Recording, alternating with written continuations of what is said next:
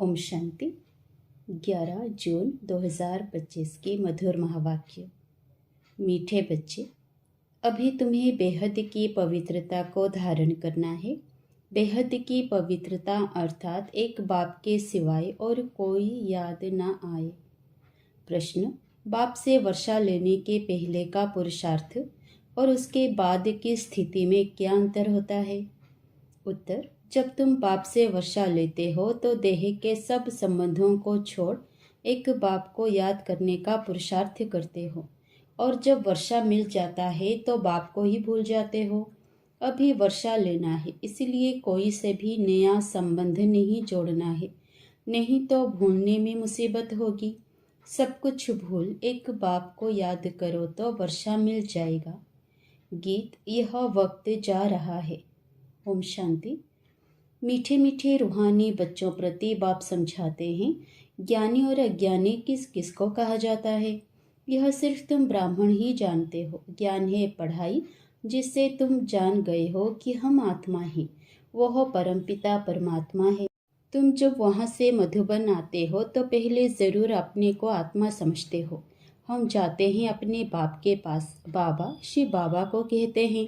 शिव बाबा है प्रजापिता ब्रह्मा के तन में, वह भी बाबा हो गया। तुम घर से निकलते हो तो समझते हो हम बाप दादा के पास जाते हैं। तुम चिट्ठी में भी लिखते हो बाप दादा, शिव बाबा, ब्रह्मा दादा। हम बाबा के पास जाते हैं। बाबा कल्प कल्प हमसे मिलते हैं। बाबा हमको बेहद का वर्षा देते हैं, बेहद पवित्र बनाए। पवित्रता में हद और बेहद है। तुम पुरुषार्थ करते हो बेहद पवित्र सतो प्रधान बनने के लिए। नंबरवार तो होते ही हैं बेहद पवित्र, अर्थात सिवाय एक बेहद के बाप के और कोई की याद ना आए।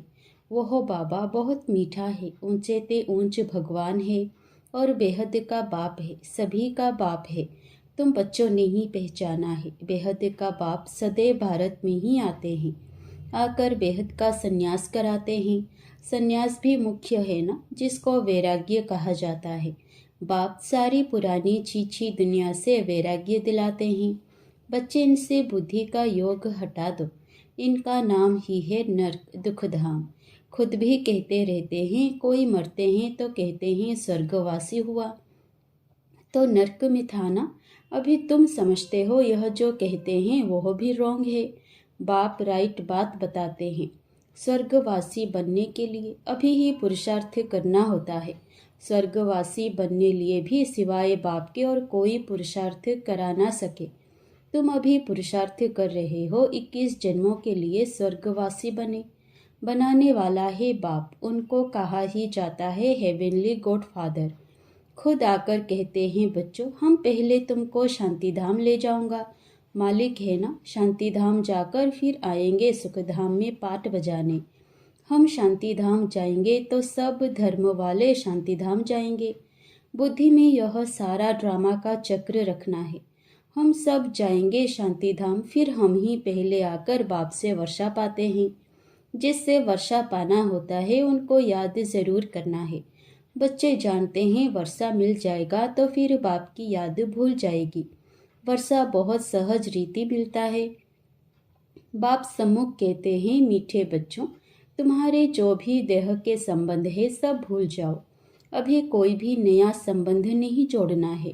अगर कोई भी संबंध जोड़ेंगे तो फिर उनको भूलना पड़ेगा। समझो बच्चा बा बच्ची पैदा हुआ तो वह भी मुसीबत हुई, एक्स्ट्रा याद बढ़ी ना। बाप कहते हैं सबको भूल एक को ही याद करना है। वही हमारा माता पिता, टीचर, गुरु आदि सब कुछ है। एक बाप के बच्चे हम भाई बहन हैं। चाचा मामा आदि का कोई संबंध नहीं। यह एक ही समय है जबकि भाई बहन का संबंध ही रहता है। ब्रह्मा के बच्चे शिव बाबा के बच्चे भी हैं तो पोतरे पोतरियां भी हैं। यह तो पक्का बुद्धि में याद आता है ना। नंबरवार पुरुषार्थ अनुसार स्वदर्शन चक्रधारी तुम बच्चे चलते फिरते बनते हो। तुम बच्चे इस समय चैतन्य लाइट हाउस हो। तुम्हारी एक आंख में मुक्ति धाम, दूसरी आंख में जीवन मुक्ति धाम है। वह लाइट हाउस जड़ होते, तुम हो चैतन्य। तुम्हें ज्ञान का नेत्र मिला है। तुम ज्ञानवान बन सबको रास्ता दिखाते हो। बाप भी तुम्हें पढ़ा रहे हैं। तुम जानते हो यह दुखधाम है। हम अभी संगम पर हैं, बाकी सारी दुनिया कलयुग में है। संगम पर बाप बच्चों के साथ बैठ बात करते हैं और बच्चे ही यहाँ आते हैं। कोई कोई लिखते हैं बाबा फलाने को ले आवे, अच्छा है गुण उठाएगा, शायद तीर लग जाए तो बाबा को भी रहम पड़ता है, हो सकता है कल्याण हो जाए। तुम बच्चे जानते हो यह है पुरुषोत्तम संगम युग। इस समय ही तुम पुरुषोत्तम बनते हो। कलयुग में सब है कनिष्ठ पुरुष, जो उत्तम पुरुष लक्ष्मी नारायण को नमन करते हैं। सतयुग में कोई भी किसी को नमन नहीं करते हैं। यहाँ की यह सब बातें वहाँ होती नहीं। यह भी बाप समझाते हैं। अच्छी रीति बाप की याद में रह सर्विस करेंगे तो आगे चल तुमको साक्षात्कार भी होते रहेंगे। तुम कोई की भी भक्ति आदि नहीं करते हो। तुमको बाप सिर्फ पढ़ाते हैं। घर बैठे आपे ही साक्षात्कार आदि होते रहते हैं। बहुतों को ब्रह्मा का साक्षात्कार होता है। उनके साक्षात्कार के लिए कोई पुरुषार्थ नहीं करते। बेहद का बाप इन द्वारा साक्षात्कार कराते हैं।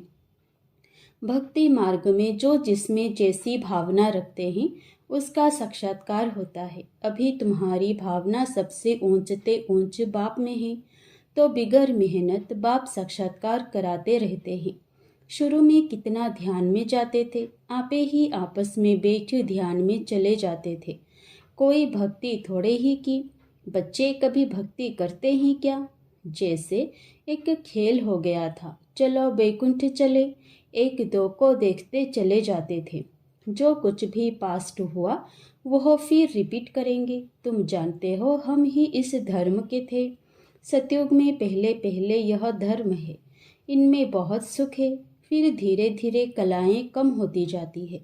जो सुख नए मकान में होता है वह पुराने में नहीं। थोड़े समय के बाद वह भव का कम हो जाता है। स्वर्ग और नर्क में तो बहुत फर्क है ना। कहाँ स्वर्ग कहाँ यह नर्क। तुम खुशी में रहते हो, यह भी जानते हो। बाप की याद भी पक्की ठहरेगी। हम आत्मा हैं यही भूल जाते हैं तो फिर देह अभिमान में आ जाते हैं। यहाँ बैठे हो तो भी कोशिश करके अपने को आत्मा निश्चय करो, तो बाप की याद भी रहेगी। देह में आने से फिर देह के सब संबंध याद आएंगे। यह एक लो है।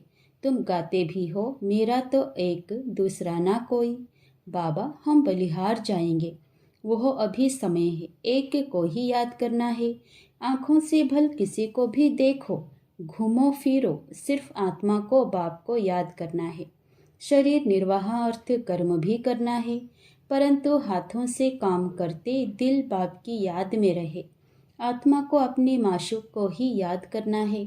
कोई की किसी सखी से प्रीत हो जाती है तो फिर उनकी याद ठहर जाती है। फिर वह रग टूटने में बड़ी मुश्किलात होती है। पूछते हैं बाबा यह क्या है? अरे तुम नाम रूप में क्यों फंसते हो? एक तो तुम देह अभिमानी बनते हो और दूसरा फिर तुम्हारा कोई पास्ट का हिसाब किताब है, वह धोखा देता है। बाप कहते हैं इन आँखों से जो कुछ देखते हो उनमें बुद्धि ना जाए। तुम्हारी बुद्धि में यह रहे कि हमको शिव बाबा पढ़ाते हैं। ऐसे बहुत बच्चे हैं जो यहाँ बैठे भी बाप को कभी याद नहीं करते। कोई तो यहाँ बैठे भी याद में नहीं रह सकते हैं। तो अपने को देखना चाहिए, हमने कितना शिव बाबा को याद किया, नहीं तो चार्ट में रोला पड़ जाएगा। भगवान कहते हैं मीठे बच्चों मुझे याद करो, अपने पास नोट करो, जब चाहे याद में बैठ जाओ। खाना खाकर चक्र लगाए 10-15 मिनट आकर बैठ जाओ याद में, क्योंकि यहाँ कोई गोरख धंधा तो है नहीं। फिर भी जो कामकाज छोड़कर आए हो वह कोई कोई की बुद्धि में आता रहता है। बड़ी जबरदस्त मंजिल है। तब बाबा कहते हैं अपनी जांच करो, यह तुम्हारा मोस्ट वैल्यूबल टाइम है। भक्ति मार्ग में तुमने कितना टाइम वेस्ट किया है। दिन प्रतिदिन गिरते ही रहते हो। श्री कृष्ण का दीदार हुआ, बहुत खुशी हो जाती है, मिलता तो कुछ भी नहीं। बाप का वर्षा तो एक ही बार मिलता है। अब बाप कहते हैं मेरी याद में रहो तो तुम्हारे जन्म जन्मांतर के पाप मिट जाएं। स्वर्ग का पासपोर्ट उन्हीं बच्चों को मिलता है जो याद में रहो अपने विकर्मों को विनाश कर कर्मातीत अवस्था को पाते हैं, नहीं तो बहुत सजा खानी पड़ती है। बाबा और भी राय देते हैं, अपने ताज व तख्त का फोटो अपने पॉकेट में रख दो तो याद रहेगी। इनसे हम यह बनते हैं, जितना देखेंगे उतना याद करेंगे, फिर उसमें ही मोह लग जाएगा। हम यह बन रहे हैं नरसे नारायण, चित्र देखकर खुशी होगी। शिव बाबा याद आएगा। यह सब पुरुषार्थ की युक्तियां हैं। कोई से भी तुम पूछो सत्यनारायण की कथा सुनने से क्या होता है। हमारा बाबा हमको सत्यनारायण की कथा सुना रहे हैं। कैसे 84 जन्म लिए हैं, वह भी हिसाब तो चाहिए ना। सब तो 84 जन्म नहीं लेंगे, दुनिया को तो कुछ भी पता नहीं है। ऐसे ही मुख से सिर्फ कह देते हैं। इसको कहा जाता है थियोरिटिकल। यह है तुम्हारा प्रैक्टिकल। अभी जो हो रहा है उनके फिर भक्ति मार्ग में पुस्तक आदि बनेंगे। तुम स्वदर्शन चक्रधारी बनकर विष्णुपुरी में आते हो। यह है नई बात। रावण राज्य झूठ खंड, फिर सचखंड राम राज्य होगा। चित्रों में बड़ा क्लियर है। अभी इस पुरानी दुनिया का अंत है। 5000 वर्ष पहले भी विनाश हुआ था। साइंसदान जो भी है, उन्हों को ख्याल में आता है कि हमको कोई प्रेरक है जो हम यह सब करते रहते हैं। समझते भी हैं हम यह करेंगे तो इनसे सब खत्म हो जाएंगे, परंतु परवश हैं, डर लगा हुआ है। समझते हैं घर बैठे एक बम छोड़ेंगे तो खत्म कर देंगे। एरोप्लेन, पेट्रोल आदि की भी दरकार नहीं रहेगी। विनाश तो जरूर होना ही है। नई दुनिया सतयुग था। क्राइस्ट से 3000 वर्ष पहले स्वर्ग था।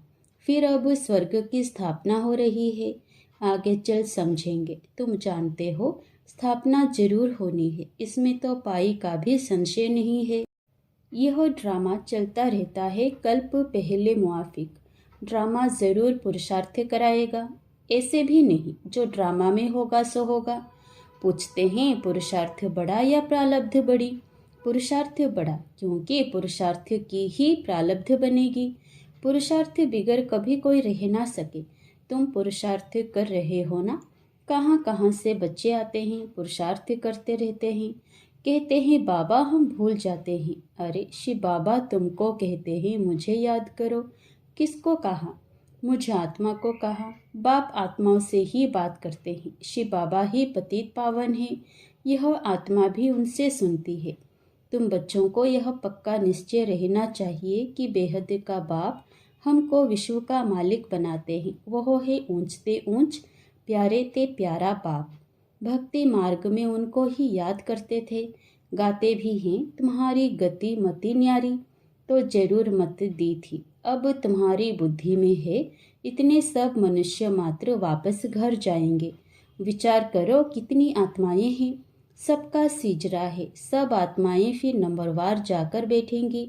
क्लास ट्रांसफ़र होता है तो नंबरवार बैठती है ना। तुम भी नंबरवार जाते हो। छोटी बिंदी नंबरवार जाकर बैठेगी, फिर नंबरवार आएगी पाठ में। यह है रुद्रमाला।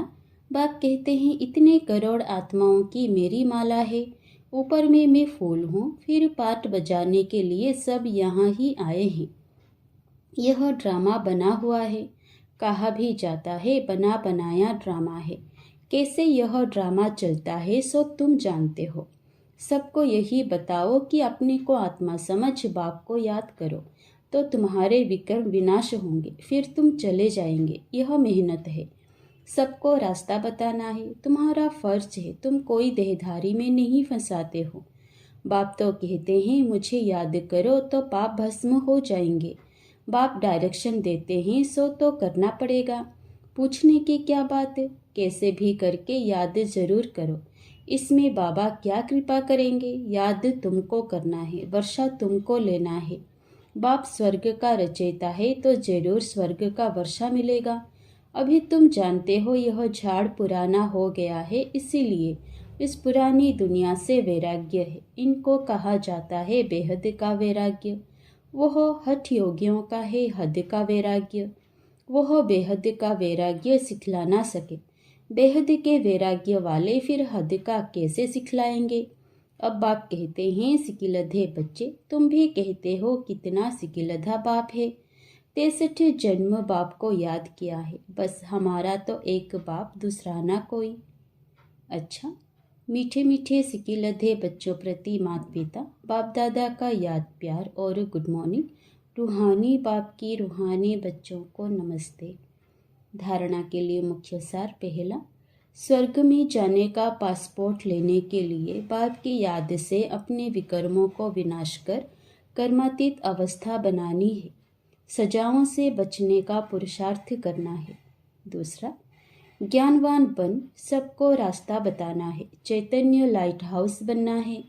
एक आंख में शांति धाम, दूसरी आंख में सुख धाम रहे, इससे दुख धाम को भूल जाना है।